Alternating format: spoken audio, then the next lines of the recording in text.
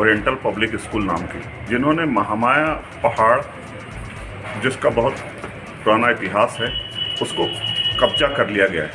ऐसा प्रतीत होता है इस स्कूल का संचालन हो रहा है। सरकार को लगातार इस पर हमने शिकायत की है। राजस्व विभाग के मंत्री और राजस्व सेक्रेटरी, राजस्व कमिश्नर, कलेक्टर सरगुजा, सारे को शिकायत की है। शिकायत की जांच हो रही कि नहीं हो रही, इस पे बताने में अभी अधिकारी नहीं बोलते हैं कि जांच हो रही कि नहीं हो रही, मगर हमने इस पे एक आरटीआई फाइल, अगर कार्रवाई सरकार नहीं करेगी तो हम न्यायालय के शरण लेंगे और कार्रवाई के लिए। जय हिंद दोस्तों, मैं आलोक शुक्ल। एक बहुचर्चित मुद्दा है अंबिकापुर में महामाया पहाड़ पे अतिक्रमण का। आश्चर्य की बात तो ये कि उस पहाड़ पर अतिक्रमण कोई ऐसे वैसे ने नहीं किया है, एक ऐसी संस्था ने किया है जो राष्ट्र के भविष्य का निर्माण करती है, नींव गढ़ती है उन बच्चों का जो राष्ट्र के चरित्र के निर्माण पे अपना सहयोग देते हैं। मगर यहां पर महामाया पहाड़ पर एक स्कूल है, ओरिएंटल पब्लिक स्कूल। बताया जा रहा है और साथ साथ देखा भी जा रहा है कि किस तरीके से उसने पहाड़ का क्षरण किया और अपने स्कूल की जो बाउंड्री है, कैंपस है, उसका लगातार विस्तार करते रहा। मुद्दे उठते रहे, मीडिया में भी सरगर्मी से उठी ये सब बातें, लेकिन कार्रवाई के नाम पर अभी तक उस पर कुछ भी नहीं हुआ। इस बाबत प्रश्न किया, मैंने स्वयं प्रश्न किया इस राज्य के भाजपा के जो मुख्यमंत्री हैं विष्णुदेव साय, भाजपा सरकार में, उनसे मैंने प्रश्न किया कि विष्णु भगवान, आपका सुदर्शन चक्र इस मुद्दे पर कब चलेगा? क्योंकि इसी मुद्दे पर ठीक 11 महीने पहले मुंबई में मैंने इंटरव्यू किया था पूर्व डिप्टी सीएम टीएस सिंहदेव का, जो इस नगर के विधायक भी रहे 3 बार और पूर्व डिप्टी सीएम भी रहे, स्वास्थ्य मंत्री भी रहे।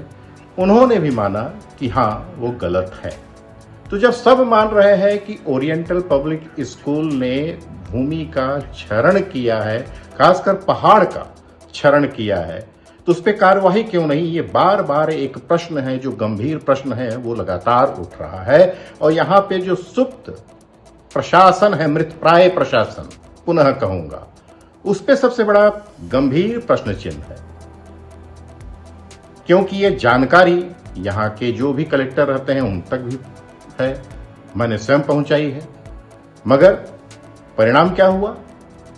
शून्य। कार्रवाई के नाम पे कुछ भी नहीं किया गया। अब इस मुद्दे पर यहां के लोग जो हैं, कुछ लोग हैं, कई लोग मुखर भी हुए, ऐसा नहीं है कि मुखर नहीं हुए, लेकिन उनकी आवाजें दबा दी गई। अब आरटीआई एक्टिविस्ट हैं रायपुर के, उन्होंने यहाँ पे जानकारी मांगी है। जब उनको बताया तो उन्होंने पहल की, बोले कि नहीं, इस पहल पे मैं साथ हूं और इस मामले को उच्च न्यायालय ले जाना पड़े, चाहे उच्चतम न्यायालय ले जाना पड़े, मैं इस पर लड़ाई लड़ूंगा। और उन्होंने सूचना का अधिकार भी लगाया है, वो पॉइंट भी आपको मैं बता दे रहा हूं, नाम है उनका राकेश चौबे। उन्होंने लिखाया है, श्रीमान जन सूचना अधिकारी कार्यालय, कलेक्टर सरगुजा, छत्तीसगढ़, सूचना का अधिकार अधिनियम के तहत के अंतर्गत निम्न विषयों पर जानकारी दें। महामाया पहाड़ में ओरिएंटल पब्लिक स्कूल के लिए आपके कार्यालय द्वारा जमीन आवंटन के निम्न बिंदुओं पर जानकारी प्रदान करें। पहला, आपके कार्यालय भूमि आवंटन की मांग के लिए प्रस्तुत आवेदन की प्रति प्रदान करें। दूसरा है, आवेदन के उपरांत आवंटन संबंधी विभाग की ओर से जारी आदेश की प्रति प्रदान करें। और तीसरा है, महामाया पहाड़ में ओरिएंटल पब्लिक स्कूल के लिए जमीन आवंटन संबंधी राजस्व एवं आपदा प्रबंधन विभाग छत्तीसगढ़ शासन की ओर से निर्देश आदेश विभाग को प्राप्ति हो तो उसकी भी प्रति प्रदान करें। यानी अब तक ये जो प्रशासन है यहाँ पे, धृतराष्ट्र नुमा प्रशासन, कान पे जो रुई डालकर बैठा हुआ था, अब इसे आवाज सुननी पड़ेगी। क्यों? क्योंकि मामला अब उच्च न्यायालय और उच्चतम न्यायालय की ओर भी जा सकता है। उन्होंने तो ऐलान कर दिया है कि अब दें, कार्रवाई करें, अन्यथा हम माननीय न्यायालय का रुख करेंगे। स्पष्ट बात है कि यहाँ पे जो पुराने नक्शे हैं, डिजिटल इंडिया, मोदी का जो डिजिटल इंडिया है, उसकी धज्जी कैसे उड़ाई जा रही है यहाँ पे साफ देखा जा सकता है। सेटलमेंट के कई नक्शे यहाँ से जो है, सेटलमेंट रिकॉर्ड के समय ये जानकारी मिल रही है लगातार कि भू अभिलेख जो है यहाँ पे कलेक्टर कार्यालय के पास, ठीक कलेक्टर ऑफिस के बगल में, वहां से कई कागज भी गायब कर दिए गए, ऐसा सूत्र बता रहा है। और बता रहे हैं तो पुख्ता ही होंगे, कोई हवा में तो बातें उड़ेंगी नहीं। लेकिन इस बाबत पहल ने, हमने एक पुराने यहाँ के हैं दीपेन चक्रवर्ती, उनसे भी पूरा नक्शा मांगा जो 1937 के समय का दर्ज है नक्शा, उस पे उन्होंने पूरा नक्शा दिया और उस नक्शे को भी हमने चिन्हित किया, उसको भी ट्वीट किया है पीएमओ तक कि भाई ये मुद्दा है। तो क्या यहाँ के जो कलेक्टर कार्यालय के लोग हैं, अधिकारी हैं, कलेक्टर हैं, एसडीएम हैं, ये कोई पहल करेंगे, पुराना नक्शा खोजेंगे? या दूसरी बात कि मोदी का जो डिजिटल इंडिया है यहाँ पे क्यों लागू नहीं हो रहा है भाई?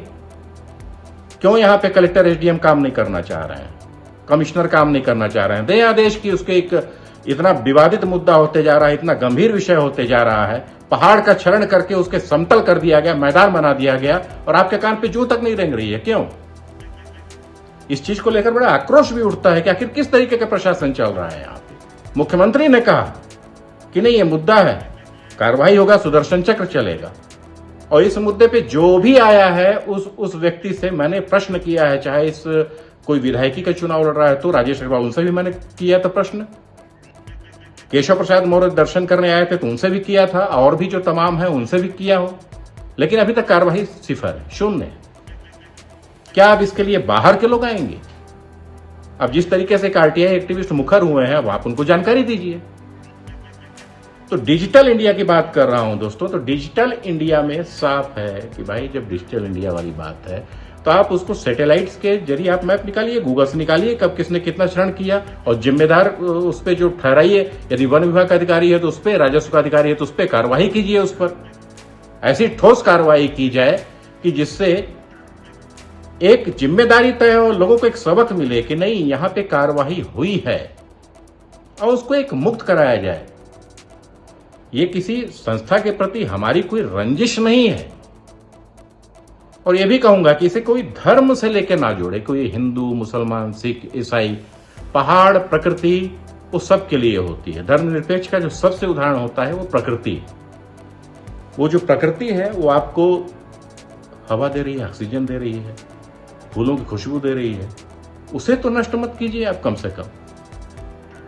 वहां पे देख रहे हैं कि लगातार अतिक्रमण हुए, अतिक्रमण के बाद कार्रवाई भी हुई, 60-67 मकान हटाए गए। लेकिन मेरा तो कहना यह है कि एक विशेष वर्ग का ही मकान क्यों? वहां पे यदि कोई भी हो, ऐसा नहीं है कि वहां पे मोहम्मद खान हो, हमीद हो, तो उसी का एक मकान हटाया जाए। यदि वहां पे मैं भी हूं, यदि आप काबिज किया हूं आलोक शुक्ला, तो आप उसका ही मकान तोड़िए। कोई सिख है तो उनका भी तोड़िए, कोई मिंज है तो उनका भी तोड़िए, कोई बघेल है तो उनका भी तोड़िए, कोई सिंह है तो उनका भी तोड़िए। यानी यहाँ पे आप ये मत देखिए कि किसने किया है। जो भी अतिक्रमण कर रहा है, जो उस दायरे में आ रहा है, तो उस दायरे पे आके प्रशासन कार्रवाई करे। और एक ऐसा स्कूल जिसने लगातार क्षरण किया और पहाड़ की भूमि को समतल कर दिया, वो क्या राष्ट्र के चरित्र का निर्माण करेगा? किन बच्चों को, अपने स्कूल में पढ़ने वाले बच्चों को वो स्कूल क्या शिक्षा देगा? राष्ट्र के विरोध में जाने की शिक्षा देगा? ये कितना गंभीर विषय है, इस विषय पर आप खुद सोचिए। आम जन से मैं विनम्र प्रार्थना करता हूं कि बताइए, यदि इसमें कुछ आलोचना हो, मेरी भी आलोचना है तो आप कीजिए उस पर, और यदि सहयोग करना है तो मुखर होकर आइए इस मुद्दे पर, इस मुहिम को आगे बढ़ाइए। ये मेरी आपसे करबद्ध प्रार्थना है, क्योंकि हम अपने बच्चों को, आने वाली पीढ़ी को आखिर हम क्या देना चाह रहे हैं? प्रकृति का क्षरण देना चाह रहे हैं? एक तो अदानी यहाँ पे सरगुजा संभाग के लिए वैसे भी अभिशाप बनते जा रहे हैं। अदानी की जो माइंस हैं, राम वनगमन को वो नष्ट करने पे तुला हुआ है। और उसके बाद एक ये जो हम देख रहे हैं शहर पे, ये भी मुद्दा जो है शून्य की ओर तरफ जाते जा रहा है, कोई कार्रवाई नहीं। तो ऐसे तो राष्ट्र के विरोध में लोगों को जाने की प्रेरणा मिलेगी इस प्रकार से। वो उदाहरण मानेंगे उसको कि भाई ये कर रहा है, कोई नहीं, अब कहीं भी पहाड़ पे, नदी पे कब्जा करो, चलते चलो। पिछले बार हमने पहल पे जो दिखाया कि तालाब में कब्जा, उस पर अभी तक कोई कार्रवाई नहीं हुई। तो आखिर यहाँ पे प्रशासन किस तरीके से चल रहा है? पहली बात तो मैं प्रधानमंत्री कार्यालय से गुजारिश करूंगा, रायपुर में विष्णुदेव सरकार से भी करूंगा और विपक्ष से भी करूंगा, भैया कि किसी दमदार अधिकारी को यहाँ भेजिए, जिनके अंदर मादा हो, ईमानदारी हो, काम करने की चेष्टा हो, जिसने यदि शपथ ली है संविधान की, इस भारत भूमि की रक्षा की, तो वो चरितार्थ होना चाहिए। ये नहीं कि आप कान में रुई डाल के बैठे हुए हैं, अंधा धृतराष्ट्र बन के बैठे हुए हैं और यहाँ पे कब्जा हो रहा है, कब्जे का खेल हो रहा है। क्या बात है भाई ये? तो पहले तो डिजिटल मैपिंग कराइए, वो जो नक्शा है उसको टैली कीजिए। एक मेरे ख्याल से जो होता है कि एक सेंट्रल में भी, केंद्र सरकार के पास भी एक नक्शा सुरक्षित रहता है उसकी प्रति, वहां से बुलाइए और उस पर कार्रवाई कीजिए आप, उस पर जिसपे एक नजीर बने, एक प्रेरणा मिले कि नहीं, एक मिसाल बने कि यहाँ पे अवैध कब्जा हुआ, पहाड़ का क्षरण हुआ, उस पर कठोर कार्रवाई हुई तो उस पर कोई हिम्मत नहीं करेगा। वो कोई व्यक्ति हो, चाहे हिंदू हो, चाहे मुस्लिम हो, चाहे सिख हो, चाहे ईसाई हो, चाहे मैं हूं, चाहे आप हो, कोई भी हो, निष्पक्ष कार्रवाई करे। क्योंकि प्रकृति हमें, देखिए, निष्पक्षता के साथ, यदि कोई सबसे बड़ी धर्मनिरपेक्षता का उदाहरण है तो प्रकृति है। वो ये नहीं देखती है कोई छोटा है, बच्चा है, बड़ा है, बुजुर्ग है, अमीर है, गरीब है, हिंदू है, मुस्लिम है, सिख है, ईसाई है, सबको हवा देती है, सबको खुशबू देती है, सबको पानी देती है, सबको जीवन देती है। तो आखिर हमारा भी तो एक दायित्व बनता है। अभी अभी इस ओरिएंटल पब्लिक स्कूल का एक वीडियो वायरल हुआ, उस वीडियो को तो मैं दिखा भी नहीं सकता, कुछ बच्चियों का है, अभद्र भाषा का है। क्या इस तरीके से ये स्कूल चरित्र निर्माण करेगा इस राष्ट्र का? यहाँ के अधिकारियों को ये चीज समझ नहीं आती है छोटी, कितनी गंभीर बात है ये। पहाड़ का क्षरण करके आप, चीरहरण करके आप मैदान बना दिए आप। इस तरीके से चरित्र निर्माण होगा? अभी तक कोई प्रशासनिक अधिकारी का मुंह नहीं खुल रहा है इस पे, चुप्पी मार के बैठे हैं, सन्न मार के बैठे हैं एकदम। क्यों आखिर?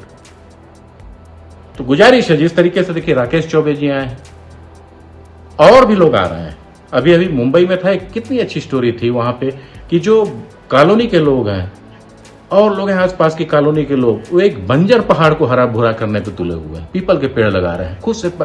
माँ हैं, बेटे हैं, बेटी हैं, बहनें हैं, भाई हैं, बुजुर्ग हैं, सिविल जो सीनियर सिटीजन है वो हैं, वो पानी देते हैं दूर दूर से लाके। तो क्या हम एक पहल नहीं कर सकते हैं?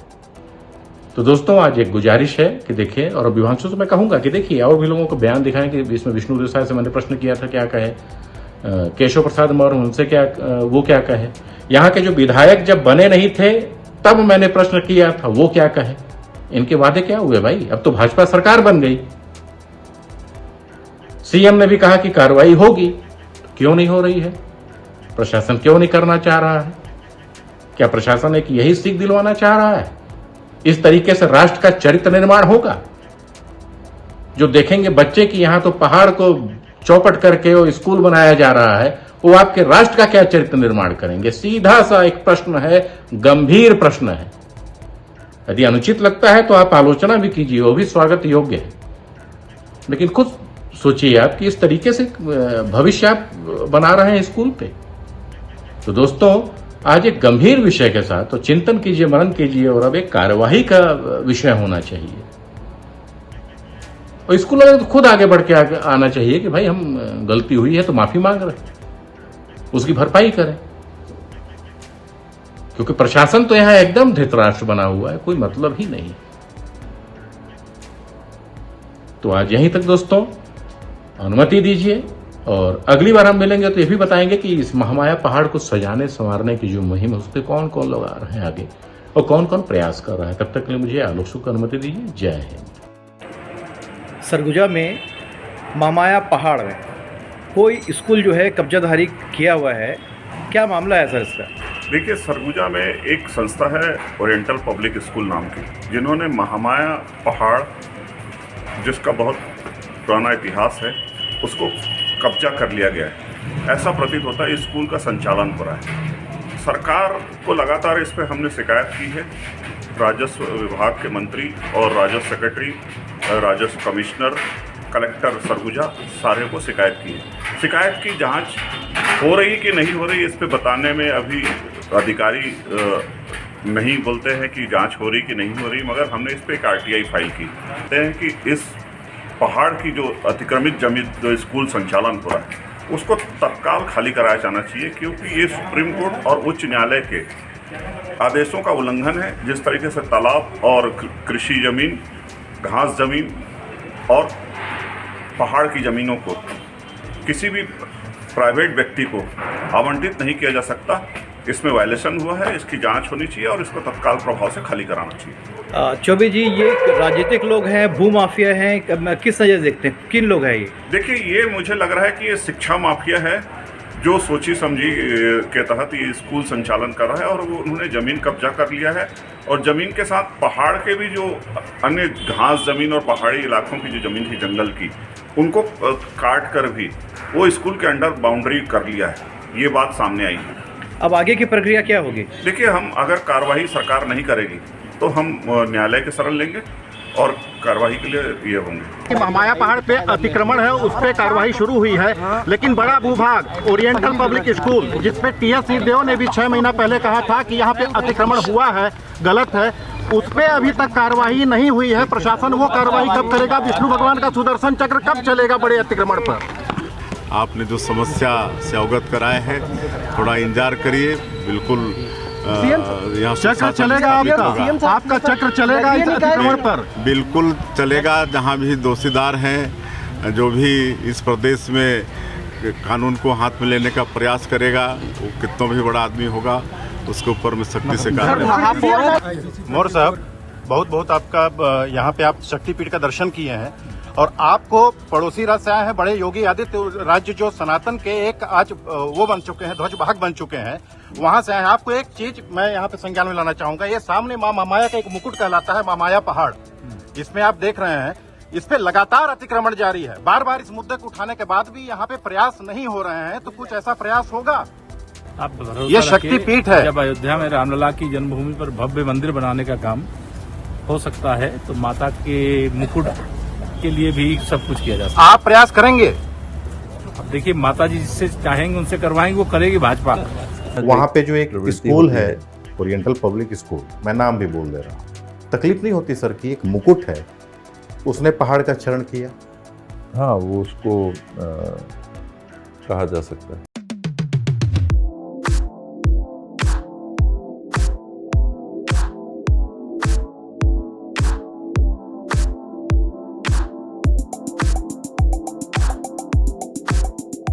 इस कार्यक्रम के प्रायोजक हैं सरगवा द पैलेस रिजॉर्ट अंबिकापुर।